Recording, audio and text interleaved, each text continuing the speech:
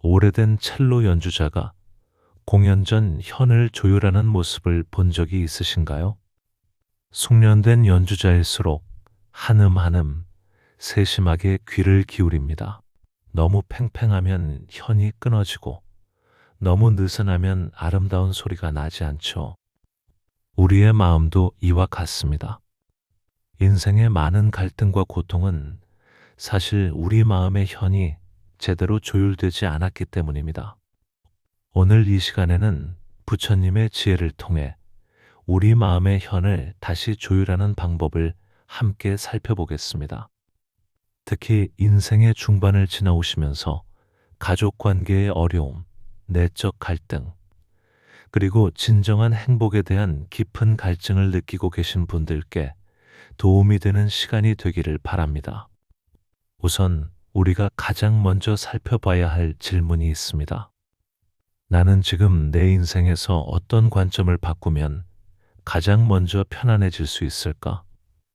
이 질문에 대한 답을 찾기 위해서는 부처님께서 깨달으신 근본적인 진리를 이해해야 합니다.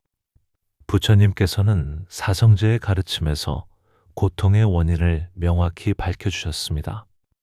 고통은 외부 조건에서 오는 것이 아니라 우리의 집착과 가래에서 비롯된다고 하셨죠. 이는 매우 혁명적인 관점입니다. 우리는 보통 남편이 이래서, 자식이 저래서, 부모님이 그래서라고 생각하며 고통의 원인을 밖에서 찾습니다. 하지만 부처님의 가르침은 정반대입니다. 법구경에서 부처님께서는 이렇게 말씀하셨습니다. 모든 법은 마음이 우선이고 마음이 주인이며 마음으로 만들어진다. 만약 더러운 마음으로 말하거나 행동한다면 고통이 그를 따를 것이다. 마치 수레바퀴가 소의 발자국을 따르듯이 이 말씀의 핵심은 우리의 경험이 외부가 아닌 내부에서 만들어진다는 것입니다. 그렇다면 구체적으로 어떤 관점을 바꿔야 할까요? 가장 중요한 것은 문제 해결자에서 문제 관찰자로의 전환입니다. 우리는 평생 문제를 해결하려고 애써 왔습니다. 남편을 바꾸려 하고, 자식을 바꾸려 하고, 상황을 바꾸려 했죠. 하지만 이런 접근은 오히려 더 큰 고통을 가져왔습니다. 부처님께서는 중부경전에서 세상에는 두 종류의 화살이 있다고 하셨습니다. 첫 번째 화살은 피할 수 없는 생로병사의 고통이고, 두 번째 화살은 그 고통에 대한 우리의 반응, 즉 분노, 원망, 자기 연민입니다. 첫 번째 화살은 어쩔 수 없지만 두 번째 화살은 우리가 선택할 수 있습니다. 예를 들어 남편과의 갈등이라는 첫 번째 화살이 날아왔을 때 우리는 왜 나만 이런 고생을 하지? 내가 뭘 잘못했길래? 같은 두 번째 화살을 스스로에게 쏘아댑니다. 관점의 전환이란 이 두 번째 화살을 멈추는 것입니다. 아, 지금 갈등 상황이 있구나. 이것도 무상한 현상이니 변할 거야 라고 관찰하는 것이죠.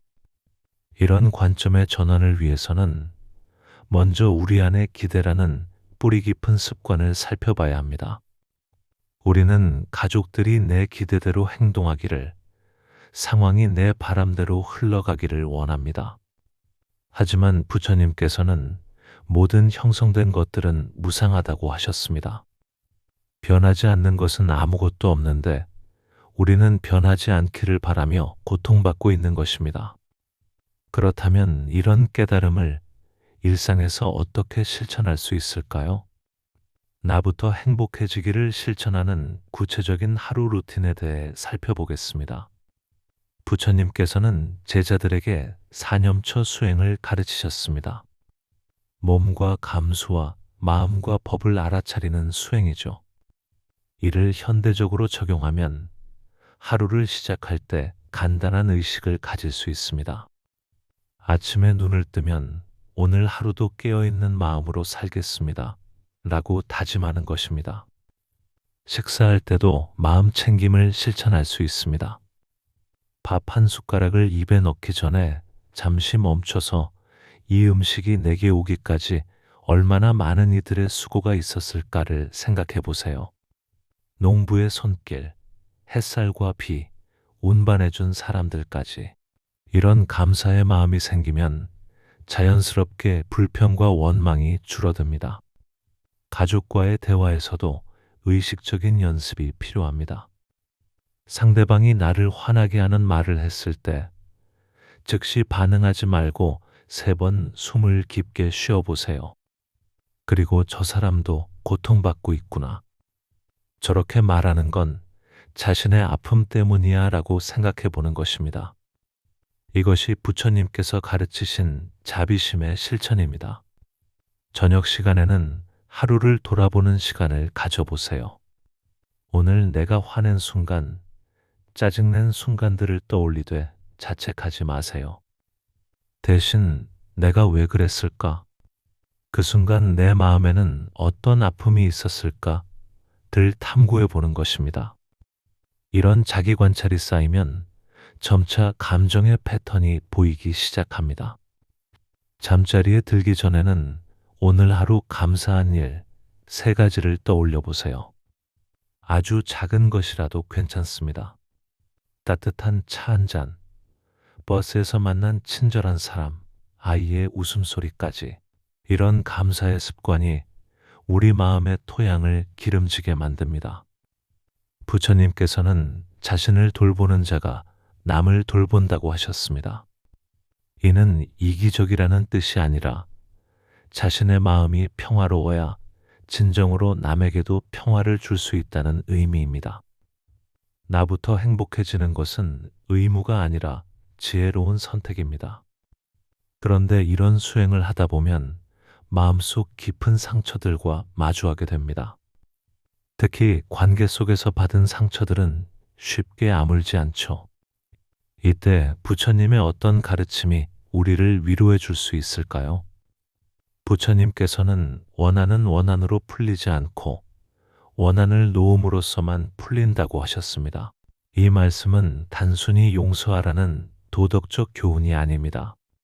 원한을 품고 있는 것이 결국 자신을 괴롭히는 일이라는 실용적 지혜입니다.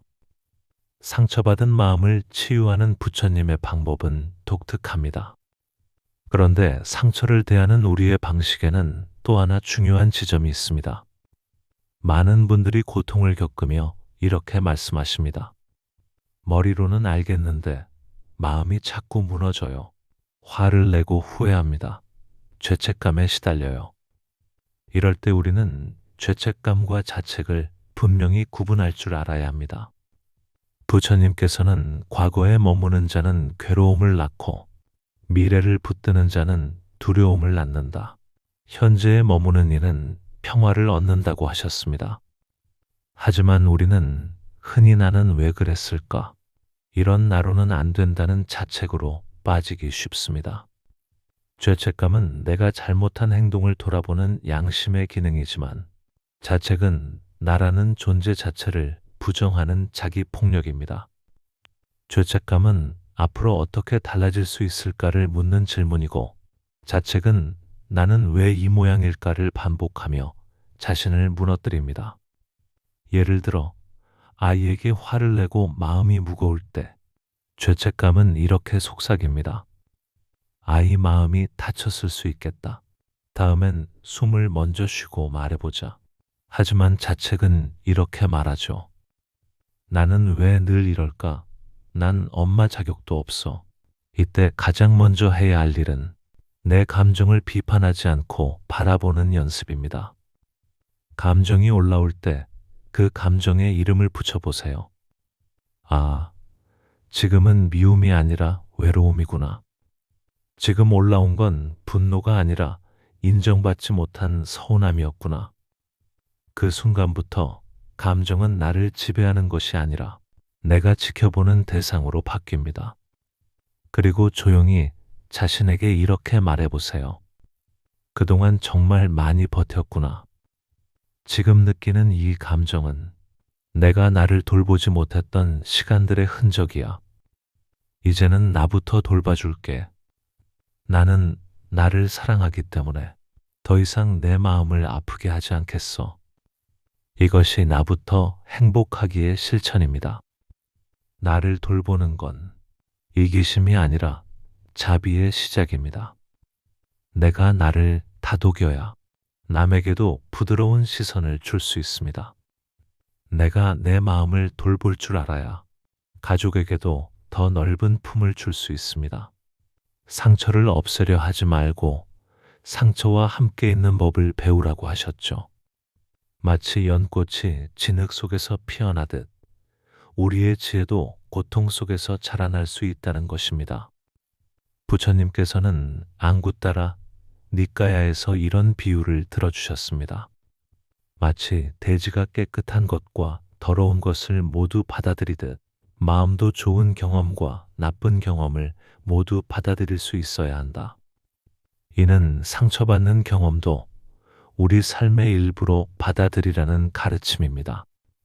상처받았을 때 우리가 할 수 있는 가장 지혜로운 일은 그 상처를 스승으로 삼는 것입니다. 이 아픔이 나에게 무엇을 가르쳐 주려 하는가를 묻는 것이죠.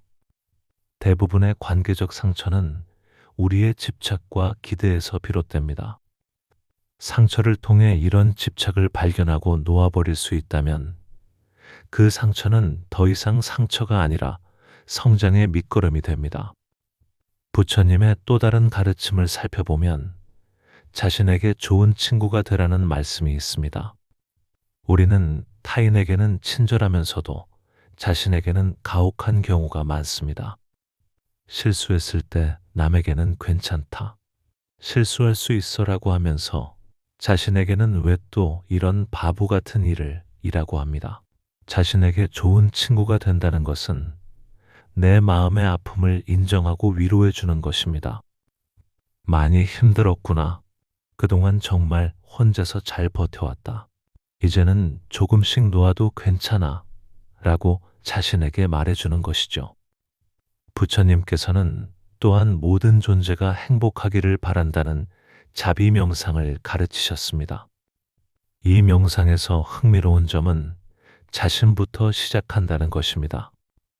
내가 행복하기를, 내가 평안하기를, 내가 건강하기를 먼저 기원하고 그 다음에 가족, 친구, 낯선 사람, 심지어 원수에게까지 같은 마음을 보내는 것입니다. 이런 명상을 하다 보면 놀라운 일이 일어납니다. 다른 사람들의 행동이 달라지는 것이 아니라 내가 그들을 보는 시각이 달라지는 것입니다. 예전에는 남편의 말 한마디에 상처받았는데 이제는 저 사람도 힘든 하루를 보내고 왔구나 라고 이해할 수 있게 됩니다. 부처님의 가르침 중에 독화살의 비유라는 것이 있습니다.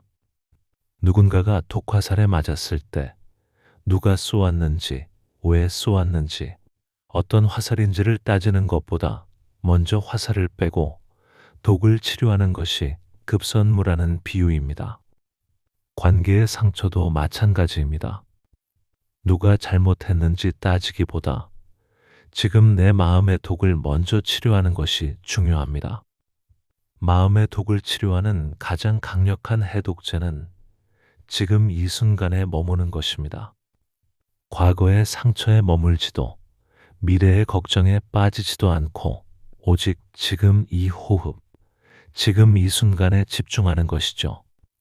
부처님께서는 과거는 이미 갔고 미래는 아직 오지 않았다. 현재 순간에서만 진정한 삶이 있다고 하셨습니다. 이런 가르침들을 통해 우리는 중요한 깨달음에 이르게 됩니다. 진정한 행복과 평화는 외부 조건이 완벽해졌을 때 오는 것이 아니라 지금 이 순간 내 마음이 평화로울 때 온다는 것입니다. 남편이 바뀌고 자식이 말을 잘 듣고 부모님이 이해해 주시기를 기다릴 필요가 없습니다. 지금 이 순간 내가 그들을 있는 그대로 받아들일 때 평화가 시작됩니다. 부처님께서는 자신만이 자신의 주인이다 라고 하셨습니다. 이는 우리가 상황의 피해자가 아니라 주인이라는 뜻입니다. 물론 모든 외부 상황을 통제할 수는 없습니다. 하지만 그 상황에 어떻게 반응할지는 선택할 수 있습니다. 이것이 우리에게 남겨진 궁극적 자유입니다. 인생의 중반을 지나오시면서 많은 것들을 경험하고 깨달으셨을 것입니다. 젊었을 때의 열정도, 꿈도, 때로는 실망도 겪으셨겠죠. 하지만 바로 이런 경험들이 부처님의 가르침을 더 깊이 이해할 수 있게 해주는 자산입니다. 고통을 겪어본 사람만이 고통에서 벗어나는 길의 소중함을 압니다. 부처님께서는 고통이 없다면 해탈의 길도 없다고 하셨습니다. 우리의 모든 어려움과 갈등은 깨달음으로 가는 디딤돌입니다. 중요한 것은 그 고통에 머물러 있지 않고 고통을 통해 더 넓은 이해와 자비심에 이르는 것입니다. 오늘 이 시간을 통해 여러분의 마음에 작은 변화라도 일어났다면 그것으로 충분합니다. 깨달음은 하루아침에 오는 것이 아닙니다. 매일 조금씩 한 걸음씩 내딛는 것입니다. 때로는 뒤로 물러서는 것 같아도 괜찮습니다. 그것도 길의 일부입니다. 부처님께서 마지막으로 남기신 말씀을 되새기며 마무리하겠습니다. 모든 형성된 것들은 사라지기 마련이다. 게으르지 말고 정진하라. 이 말씀은 절망적인 것이 아니라 자유로운 메시지입니다. 모든 고통도, 모든 갈등도, 모든 어려움도 영원하지 않습니다. 변할 수 있고 변할 것입니다. 그러니 오늘부터 작은 변화를 시작해 보세요. 아침에 일어나면 감사의 마음으로, 가족을 볼 때는 자비로운 눈으로, 어려운 상황을 만날 때는 지혜로운 마음으로, 이런 작은 실천들이 모여 큰 변화를 만들어낼 것입니다. 부처님의 가르침은 2500년이 지난 지금도 여전히 유효합니다. 왜냐하면 인간의 마음과 고통의 본질은 변하지 않기 때문입니다. 그리고 그 고통에서 벗어나는 길 또한 변하지 않습니다. 바로 깨어있는 마음, 자비로운 마음, 지혜로운 마음으로 살아가는 것입니다. 여러분 모두가 이 길 위에서 진정한 평화와 행복을 찾으시기를 진심으로 기원합니다.